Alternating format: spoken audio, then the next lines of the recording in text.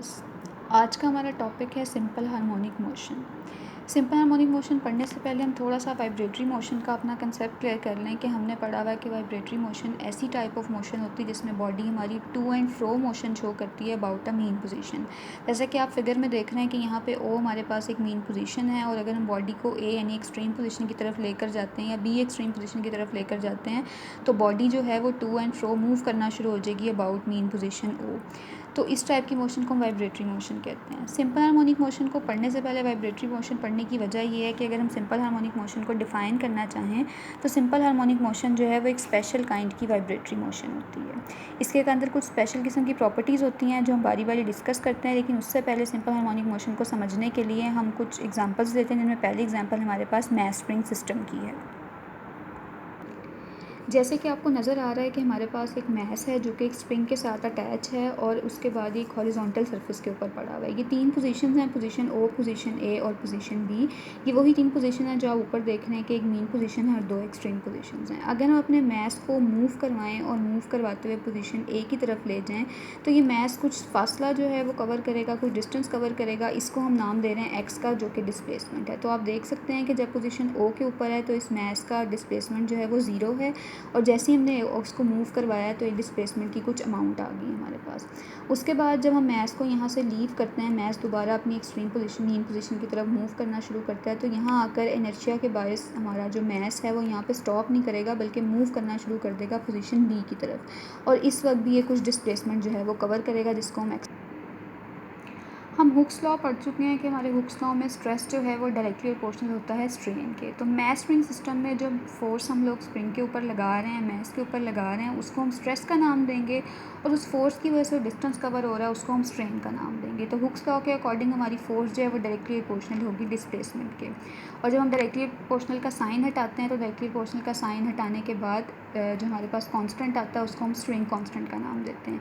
यहाँ आप देख रहे हैं कि F is equal to minus K x, यहाँ जो माइनस का साइन है वो शो कर रहा है कि हमारी फोर्स और हमारे डिस्प्लेसमेंट जो हैं वो एक दूसरे की अपोजिट डायरेक्शन में है। के जो है हमारा स्प्रिंग कांस्टेंट है, के की वैल्यू अगर हम निकालना चाहें तो K is equal to minus F over x. यहाँ आपको नज़र आ रहा होगी फोर्स न्यूटन के सेकंड लॉ के मुताबिक F is equal to M A के बराबर होती है। तो यहाँ हम क्या करेंगे, फोर्स की जगह उसकी वैल्यू पुट कर देंगे एम ए। यहाँ से एक्सेलरेशन की वैल्यू निकालेंगे तो वो एम जो है वो इधर आ जाएगा और एक्स भी साइड पर आ जाएगा। तो फाइनल जो हमारे पास के ओवर एम निकलता है, ये के ओवर एम जो है वो कॉन्स्टेंट है, क्योंकि बॉडी का मैस भी कॉन्स्टेंट रहेगा और के तो वैसे ही स्प्रिंग कॉन्स्टेंट है। तो इन दोनों को अगर हम डायरेक्टली प्रोपोर्शनल के साइन के साथ शो करें तो acceleration directly proportional to minus x की, ये मैस स्प्रिंग सिस्टम की जो है वो जनरल इक्वेशन है जो शो करे कि हमारा एक्सेलरेशन डिस्प्लेसमेंट के डायरेक्टली प्रोपोर्शनल है, और नेगेटिव साइन शो कर रहा है कि इन दोनों की डायरेक्शन हमेशा अपोजिट डायरेक्शन में होती है।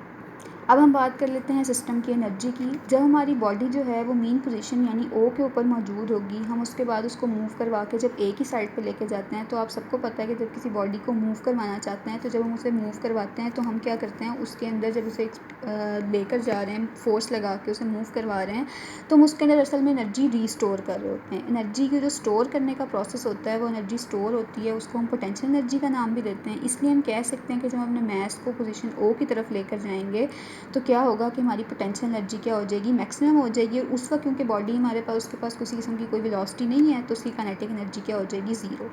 जैसे ही हम यहाँ से मैस को छोड़ते हैं, उसके अंदर जो एनर्जी स्टोर हुई हुई थी वो स्टोर हुई हुई एनर्जी यूटिलाइज़ होना शुरू होगी, आहिस्ता आहिस्ता वो स्टोर हुई एनर्जी कम होगी।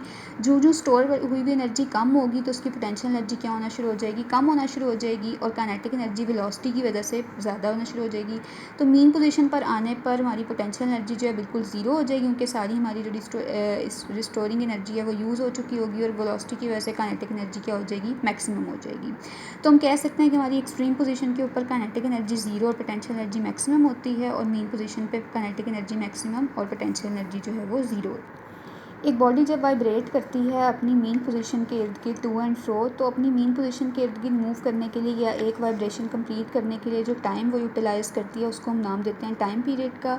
और मैस स्प्रिंग सिस्टम के केस में टाइम पीरियड फाइंड करने के लिए जो फार्मूला हम यूज़ करते हैं वो है 2π√m/k। यहाँ m जो है वो मैस है और k जो है वो स्प्रिंग कॉन्स्टेंट है। इस टॉपिक को पढ़ने के बाद कुछ डेफिनेशंस हैं जो आपको इस टॉपिक के अंदर मिल जाएंगी, और शॉर्ट क्वेश्चंस के हिसाब से इंपॉर्टेंट हैं ये definitions. Vibratory motion, simple harmonic motion, Hooke's law, spring constant और dependence of the case value, ये आपको जो है अपने टॉपिक के अंदर से मिल जाएंगी। इनको अंडरलाइन कीजिएगा और ये याद करनी है आपने।